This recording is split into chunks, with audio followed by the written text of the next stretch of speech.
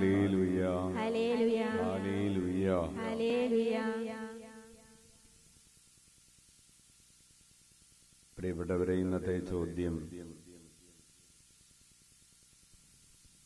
നീ ആരെ മുന്നിൽ കണ്ടുകൊണ്ടാണ് ഓടുന്നത് എന്നാണ്. എന്താണ് ചോദ്യം? ആരെ കണ്ടുകൊണ്ടാണ് ആരെ കണ്ടുകൊണ്ടാണ് ഓടുന്നത്? നമ്മൾ ചോദിക്കാറില്ല, നീ എന്ത് കണ്ടുകൊണ്ടാണ് ഈ പോകുന്നതെന്ന് ചോദിക്കാറില്ല. അപ്പോൾ നീ ആരെ കണ്ടുകൊണ്ടാണ് ഓടുന്നത്? എബ്രായ ലേഖകൻ പറയുകയാണ്, നമ്മുടെ ജീവിതം ഒരു ഓട്ടപ്പന്തയം പോലെയാണ്. എന്താണ് ഓട്ടപ്പന്തയം? എന്താണ് ഓട്ടപ്പന്തയം എന്ന് പറഞ്ഞാൽ? നമ്മളിത് ഓടി തീർക്കും എന്ന ഓട്ടപ്പന്തയം. ഒന്ന്, നമ്മളിത് ഓടി തീർക്കും. ഓട്ടപ്പന്തയത്തിന്റെ ഒരു പ്രത്യേകത അവസാനം വരെ ഓടണം.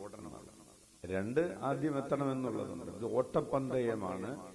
ഈ ഓട്ടപ്പന്തയത്തിൽ നമ്മൾ ഓടുന്നത് നമ്മുടെ മുമ്പിലുള്ള കർത്താവിനെ കണ്ടുകൊണ്ടാണ്, കുരിശിൽ കിടക്കുന്നവനെ കണ്ടുകൊണ്ടാണ് നമ്മൾ ഓടുന്നത്. ഹല്ലേലൂയ. നമുക്ക് കൈയടിച്ച് കർത്താവിനെ നന്ദി പറയാം.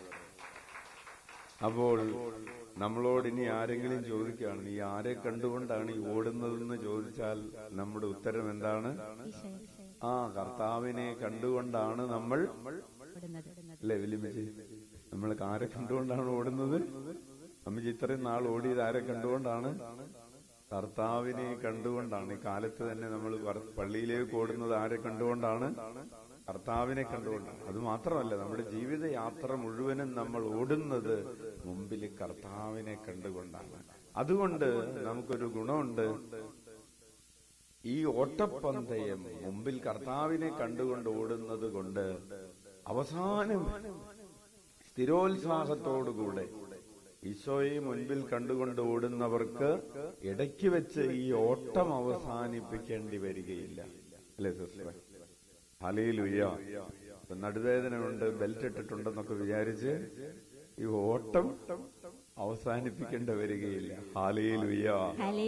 ഇടയ്ക്ക് ഒരു രോഗം വന്നു എന്ന് വിചാരിച്ച്, ഒരു തളർച്ച വന്നു എന്ന് വിചാരിച്ച്, ഒരു തകർച്ച, ഒരു സാമ്പത്തിക ബുദ്ധിമുട്ടുണ്ടായി എന്ന് വിചാരിച്ച്, ഒരു മാനസികമായൊരു ബുദ്ധിമുട്ടുണ്ടായി എന്ന് വിചാരിച്ച് നമ്മുടെ ഈ ഓട്ടം നമുക്ക് അവസാനിപ്പിക്കേണ്ടി വരികയില്ല.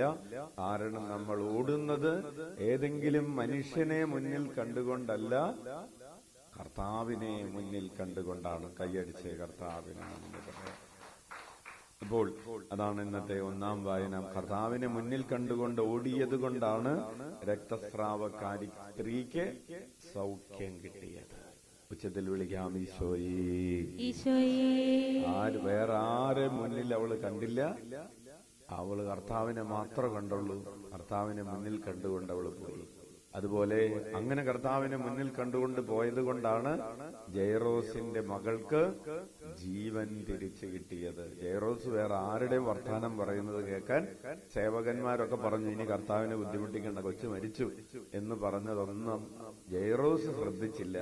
അവൻ കർത്താവിന് മുമ്പിൽ കണ്ടുകൊണ്ട് ഓടി. അതുകൊണ്ട് ഈശോ അവന്റെ മകളെ സ്പർശിച്ചു. അവൾ ജീവനിലേക്ക് തിരികെ വന്നു.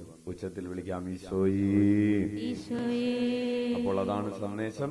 ഈശോയെ മുന്നിൽ കണ്ടുകൊണ്ട് ഓടി ഈശോയെ തൊട്ടവരും ഈശോ തൊട്ടവരും അനുഗ്രഹം പ്രാപിച്ചു. നമ്മൾ ഈ ദിവ്യബലിയിൽ ഈശോ നമ്മളെ തൊടുന്നു, പിന്നെ നമ്മൾ ഈശോയെ തൊടുന്നു. ഹല്ലേലൂയ. അപ്പോൾ ഈശോ നമ്മെ തൊടുകയും നമ്മൾ ഈശോയെ തൊടുകയും ചെയ്യുന്ന ഈ ദിവ്യബലിയിലേക്ക് നമ്മൾ ഈ പ്രഭാതത്തിൽ പ്രവേശിക്കുമ്പോൾ ഈശോയെ തൊടാൻ നമുക്ക് ആവശ്യത്തിനുള്ളൊരു പരിശുദ്ധി ഇല്ല. ഈശോയെ കരങ്ങളിൽ എടുക്കാനുള്ളൊരു പരിശുദ്ധി അച്ഛനില്ല. ഈശോയെ ഹൃദയത്തിൽ സ്വീകരിക്കാനൊരു പരിശുദ്ധി നമുക്കില്ല. കാരണം നമ്മൾ ചിന്തകളിലും വാക്കുകളിലും പ്രവൃത്തികളിലുമൊക്കെ ഒത്തിരിയേറെ പാപങ്ങൾ ചെയ്ത് അഴുക്ക് പുരണ്ടവരായി മാറിയിട്ടുണ്ട്. നമുക്ക് കർത്താവിന്റെ നാമം വിളിച്ചപേക്ഷിച്ചുകൊണ്ട് നമ്മുടെ പാപങ്ങൾ കഴുകിക്കളയാം. ഈശോയേ, ഈശോയേ.